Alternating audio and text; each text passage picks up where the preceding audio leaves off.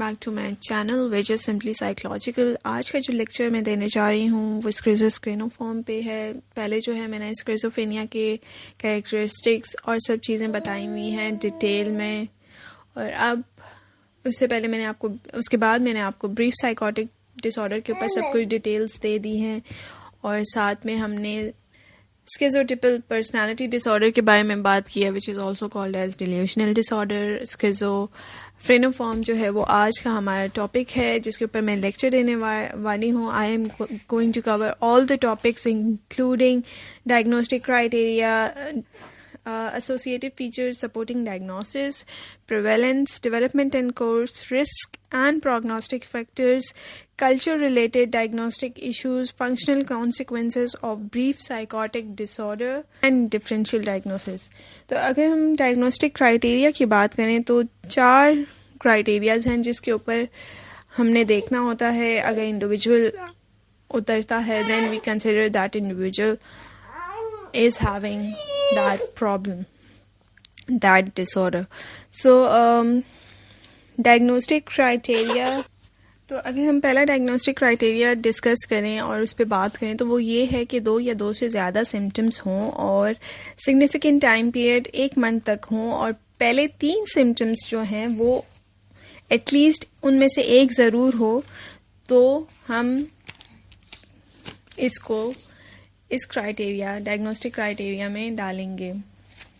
Visual hallucination, disorganised speech, grossly disorganised और catatonic behaviour and negative symptoms.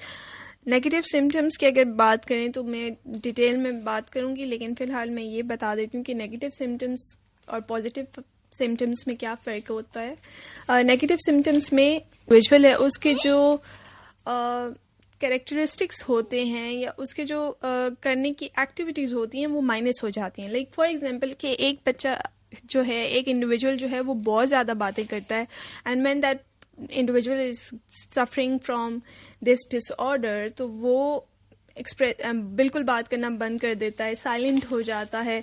या फिर एक बंदा बहुत ज़्यादा एक्सप्रेसिव होता है और हर चीज़ बाय फेस एक्सप्रेस करता है, बॉडी लैंग्वेज में बहुत एक्सप्रेसिव होता है, अचानक से वो बिल्कुल ब्लंट फेस हो जाए, एक्सप्रेसिव ना रहे, तो ये चीज़ जो है वो नेगेटिव सिम्टम्स में आती है, डिमिनिश इमोशनल एक्सप्रेशंस और एवल्यूशन। और सेकंड क्राइटेरिया की अगर हम बात करते हैं तो वो है कि an episode of a disorder last at least 1 month but less than 6 months. अब इस डायग्नोस्टिक क्राइटेरिया बहुत इम्पॉर्टेंट है, मतलब इसको आप हाईलाइट कर लें, बिकॉज द रीज़न इज़ कि अगर एटलीस्ट 1 मंथ तक ज़रूर क्यों होना चाहिए और 6 मंथ से ज़्यादा क्यों नहीं होना चाहिए, बिकॉज अगर 1 मंथ से कम होगा then it will be considered और it will be put in the category of brief psychotic disorder, और अगर ये 6 मंथ से ज़्यादा होगा then we will be considering it in schizophrenia, और अगर ये 1 मंथ से ज़्यादा और 6 मंथ से कम होगा then we will be considering it in schizophrenia. ये बहुत इंपॉर्टेंट है। अक्सर बच्चे जो होते हैं वो पढ़ तो लेते हैं और वो कहते हैं यार सब कुछ तो सेम है, बट द थिंग इज़ कि these minor differences make a huge thing. और स्किज़ोअफेक्टिव डिसऑर्डर एंड डिप्रेसिव और bipolar disorder with psychotic features have been ruled out. यानी स्किज़ोअफेक्टिव, बाइपोलर और depressive disorder with psychotic features में ये disorder ना आ रहा हो और इनके पे फॉल ना कर रहा हो, नो मेजर डिप्रेसिव डिसऑर्डर, और ना ही मूड एपिसोड हुआ हो और ना ही उसके सिम्टम्स आए हों, और एक्टिव फेज सिम्टम्स के साथ, और दूसरे के अगर आए भी हैं तो उसकी ड्यूरेशन कम हो as compare to the schizophrenia form active phase. Disturbance जो है इसका कोई लेना देना नहीं है फिजिकल हेल्थ से या किसी सब्सटेंस से या किसी ड्रग से या मेडिकेशन से या किसी और मेडिकल कंडीशन से। These symptoms has nothing to do with it. यानी एक इंडिविजुअल जो है वो किसी और चीज़ों की वजह से, या अगर उसे मेडिसिन मिल रही है या कोई सब्सटेंस मिल रहा है या वो ड्रग एडिक्ट है और उसके थ्रू से ये हेलुसिनेशन डिल्यूजन्स हो रहे हैं, क्योंकि अक्सर ड्रग्स जो होती हैं जैसे मॉर्फिन हो गया या इस तरह की जो सिडेट करने वाली ड्रग्स होती हैं, इसमें अक्सर हेलुसिनेशंस और डिल्यूजन्स होते हैं। तो इसके अलावा भी कोई फिजियोलॉजिकल मेडिकल कंडीशन ना हो तो और फिर ये सिम्टम्स आ रहे हों, अपीयर हो रहे हों, then we will be considering that.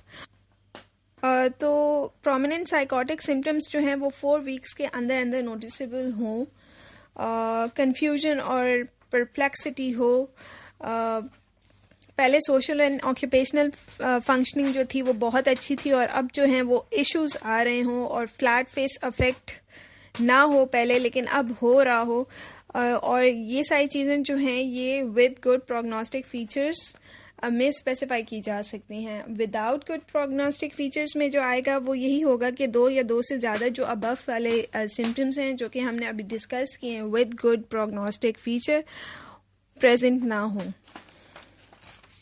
अगर हम एसोसिएटेड फीचर्स सपोर्टिंग डायग्नोसिस की बात करें तो फ़िलहाल कोई लैब टेस्ट या साइकोमेट्रिक टेस्ट अप्रूव नहीं हुआ जो ये बता सके कि स्किज़ोफ्रेनिक डिसऑर्डर जो है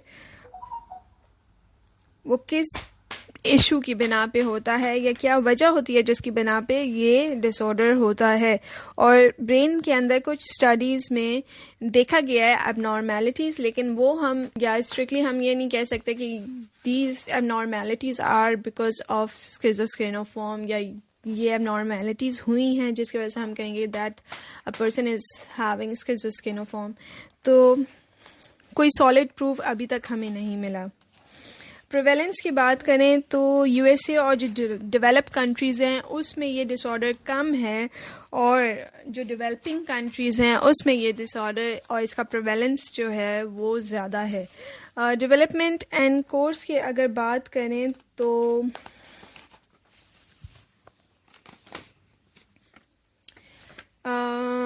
ओके डेवलपमेंट एंड कोर्स की अगर हम बात करें तो 1/3 डायग्नोसिस जो किए जाते हैं इस डिसऑर्डर के और 6 महीने से पहले वो 6 महीने से पहले रिकवर हो जाते हैं, और जो नहीं कर पाते वो स्किज़ोफ्रेनिया में या स्किज़ोअफेक्टिव के डायग्नोसिस में दे दिए जाते हैं या चले जाते हैं, और उन्हें स्किज़ोअफेक्टिव डायग्नोसिस दे दिए जाते हैं।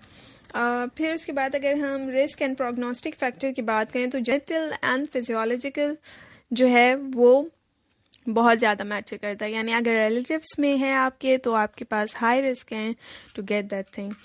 फंक्शनल कॉन्सिक्वेंसेस ऑफ स्किज़ोफ्रेनिया की अगर हम बात करें तो उसमें यही है कि डिसफंक्शनिंग हो जाती है several areas of daily functioning में, जैसे कि स्कूल और work, interpersonal relationships, self care.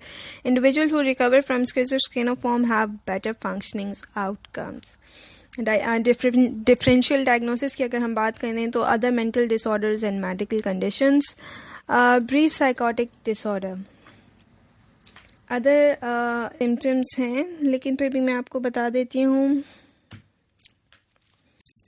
Psychotic disorders due to medical condition or its treatment, delirium or major neurocognitive disorder, substance medication induced psychotic disorder, delirium, depressive or bipolar disorder with psychotic features, schizoaffective disorder, other specified or unspecified bipolar and related disorder, depressive or bipolar disorder with catatonic features, schizophrenia, brief psychotic disorder, delusional disorder, other specified or unspecified schizophrenia spectrum, and other psychotic disorders, schizotypal, schizoid, paranoid personality disorder, autism spectrum disorder, disorders presenting in childhood with disorganized speech, attention deficit, hyperactive activity disorder, obsessive compulsive disorder, post-traumatic stress disorder and traumatic brain injury। तो फिर next जो topic है वो हम schizophrenia detail में पढ़ेंगे। हालांकि मैंने स्किज़ोफ्रेनिया पहले भी बहुत डिटेल में समझाया हुआ है और बहुत सारे वीडियोस हैं और बहुत सारे बच्चों ने देखा है, एंड आई अप्रिशिएट दैट कि आप लोगों ने उसके ऊपर बहुत अच्छे कमेंट्स भी किए हैं, that you guys are understanding that and that's comprehensible. So we will be discussing schizophrenia soon in the other lecture. Till then, take care. Bye.